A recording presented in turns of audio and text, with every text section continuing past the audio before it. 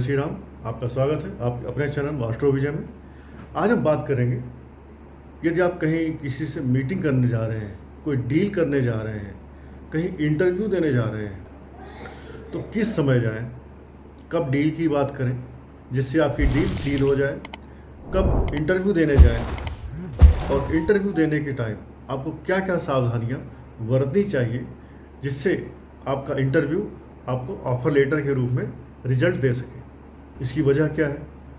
वजह इसकी ये है कि आज के समय में कई बार इंसान देखता है ना कि मेरे प्रयास सफल हो रहे हैं, या मेरे प्रयास जितने सफल होने चाहिए उतने सफल नहीं हो रहे हैं। या ऐसा भी हो सकता है कि इंसान को ऐसा भी लग सकता है कि उसके प्रयास सफल हो ही नहीं रहे हैं।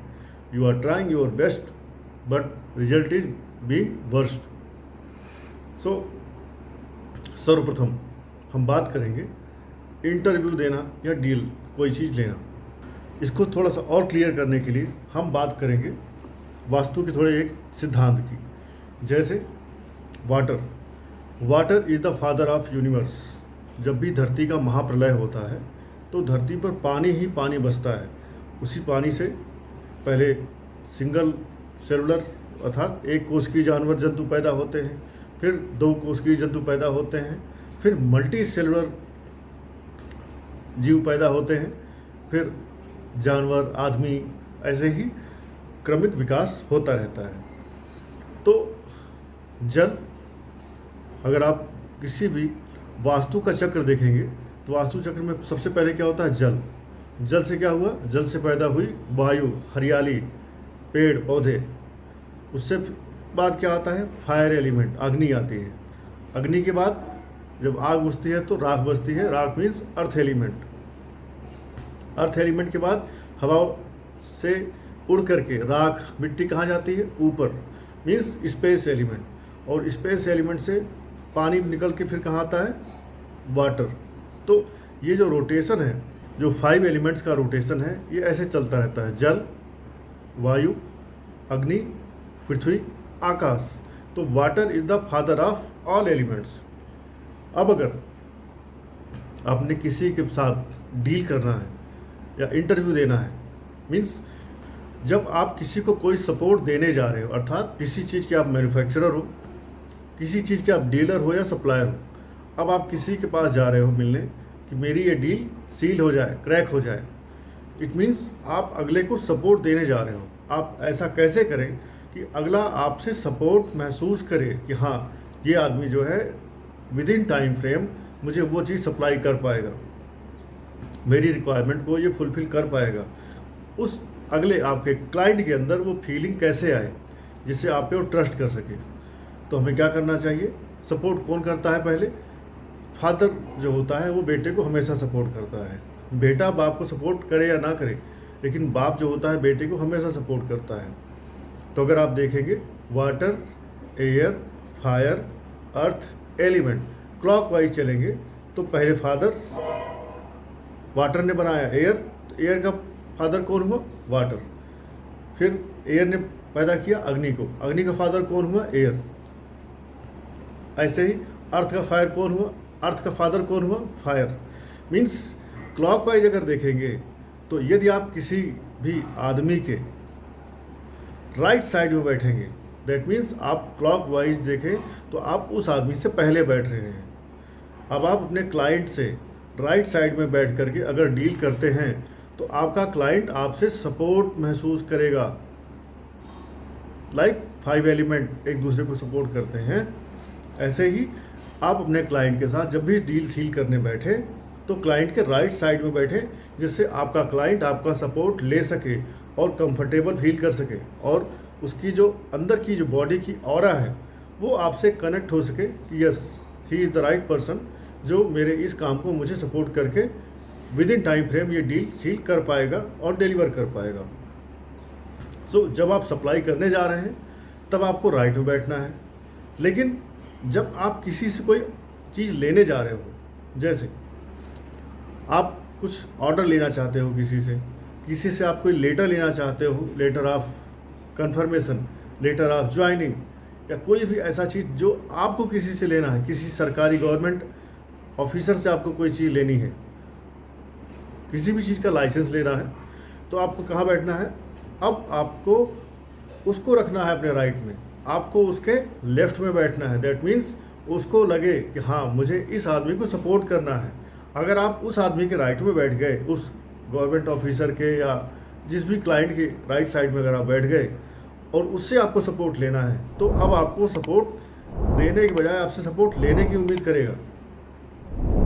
आई होप आप मेरी बात को समझ पा रहे हैं। जब आपको किसी से कोई चीज़ लेना है, इंटरव्यू आप देते हैं तो क्या करते हैं, अगले से ऑफ़र लेटर लेने की तैयारी करते हैं, अगले से जॉब लेने के लिए आप इंटरव्यू दे रहे होते हैं ना कि मेरी इंटरव्यू क्लियर हो जाए सो दैट मुझे ऑफ़र लेटर मिल जाए। तो आपको हमेशा इंटरव्यूअर के लेफ़्ट साइड में बैठना है सो दैट वो आपको सपोर्ट करे। ऐसा नहीं आप उसके राइट साइड में बैठ गो। अगर आप इंटरव्यूअर के राइट साइड में बैठ गए तो आपका इंटरव्यूअर आपसे सपोर्ट लेना चाहेगा, ना कि आपको सपोर्ट करेगा। सो ये है वास्तु का प्रभाव, वास्तु का महत्व, कि आप इंटरव्यूअर से या जिस भी किसी आदमी से, अधिकारी से कुछ लेना चाहते हो, उसके किस तरफ बैठ रहे हो। सो ऑलवेज सपोर्ट लेना है तो आप उस आदमी के बाएं बैठिए, लेफ्ट बैठिए। और अगर सपोर्ट देना है, सपोर्ट देने के बदले में पैसा लेना है, कमाना है आपको, तो उस आदमी के राइट साइड में बैठिए। अब ये तो हुआ पोजीशन, ठीक है। इसके अलावा एक डायरेक्शन है, उस डायरेक्शन में अगर आप बैठते हैं तब भी आपके इंटरव्यू के क्रैक होने के चांसेस बढ़ जाते हैं। वो डायरेक्शन कौन सी है? वो डायरेक्शन है वेस्ट डायरेक्शन। अगर आप कहीं भी इंटरव्यू देने गए हैं, मीटिंग करने गए हैं क्लाइंट से या किसी भी आदमी से, तो आप कोशिश करिए कंपास लेके, मोबाइल के कंपास से देख लो, वहाँ पर जो वेस्ट की डायरेक्शन हो, आप वेस्ट के डायरेक्शन में बैठिए और आपका जो मुंह हो वो ईस्ट की तरफ होना चाहिए। अगर आप ऐसा करके बैठते हैं तो west is the direction of gain and profit. तो अगर आप वेस्ट डायरेक्शन में बैठ करके डील करते हैं, इंटरव्यू देते हैं, कोई भी ऐसा काम करते हैं, तो वहाँ से आपको गेन और प्रॉफिट होने के चांसेस बढ़ जाते हैं। क्यों? क्योंकि ये डायरेक्शन ही गेन और प्रॉफिट की है। साथ ही वेस्ट डायरेक्शन के जो मालिक होते हैं वो होते हैं शनि महाराज। अपने लक को एम्पलीफाई करने के लिए, बढ़ाने के लिए आप क्या कर सकते हैं, आप शनिवार के दिन इंटरव्यू देने जाएं या एक ब्लू कलर का ड्रेस डाल के जाएं। ब्लू कलर का आप शर्ट डाल सकते हैं, ब्लू कलर का आप बनियान पहन सकते हैं।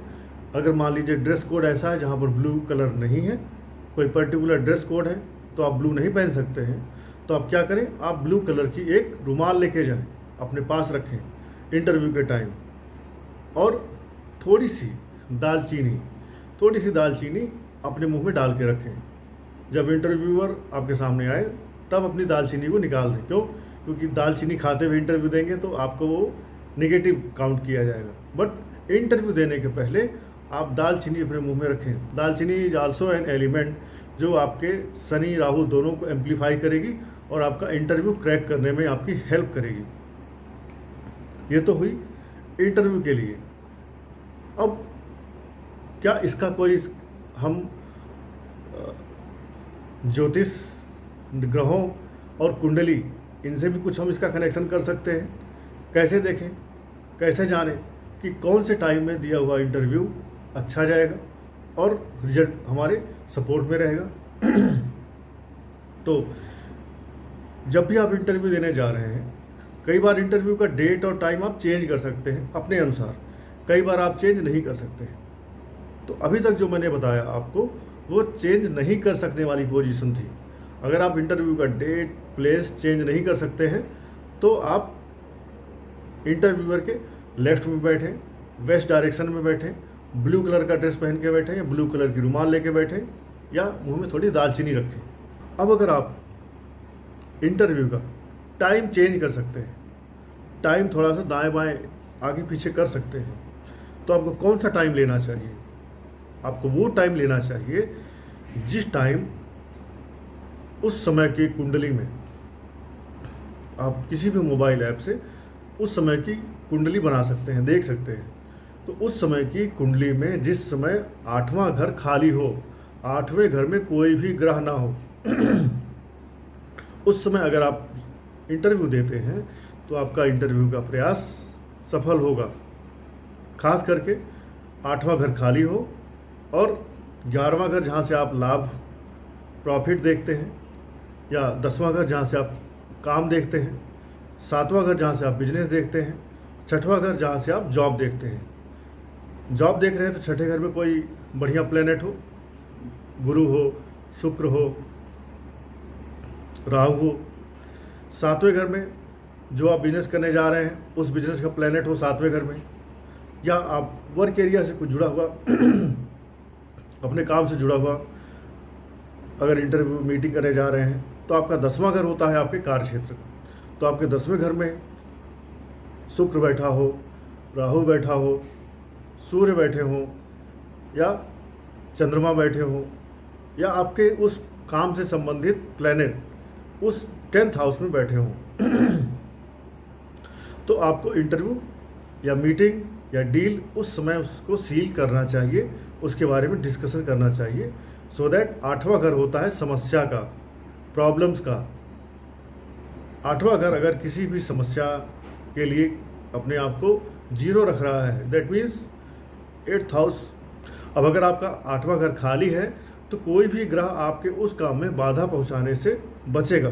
दैट मीन्स आप जो भी काम कर रहे हैं उस काम में थोड़ी बहुत मेहनत पड़ सकती है अन्य ग्रहों के अलग अलग घरों में होने की वजह से, लेकिन आपका वो काम लास्ट में हो ही जाएगा। इसलिए 8वां घर खाली होना चाहिए जब भी आप कोई ऐसा काम कर रहे हैं जिस काम को आप चाहते हैं कि ये सफल हो जाए।